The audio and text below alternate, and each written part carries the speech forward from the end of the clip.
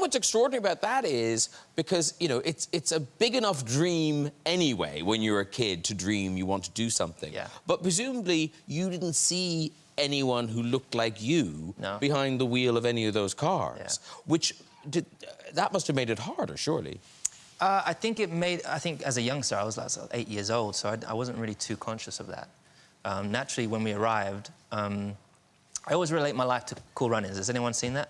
Yeah. Cool Runnings. Yes, It's like my favourite movie. Oh, they've got a picture of it. They'll quick with that.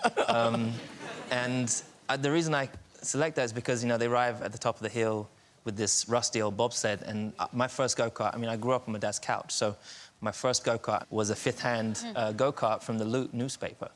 And it was bent and rusty, and we arrived at Wright House, and everyone kind of stopped, like in the movie, everyone stops and looks at them. And that was the same for us, so I always remember that. But my dad just always says, do you talking on the track?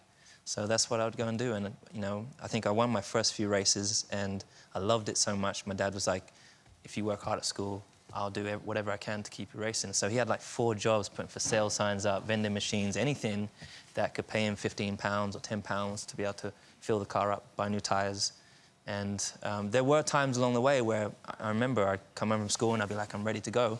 And he'd be like, I'm sorry, we don't have the money this weekend, but hopefully by the next race I'll have the money to keep us going. Yeah. And so my dad's the real hero. I'm just, you know, kind of the one that's in the spotlight. But if my dad hadn't done the work he did, and if I didn't get signed when I was 13 by Ron Dennis, you know, I wouldn't be sitting in front of you today.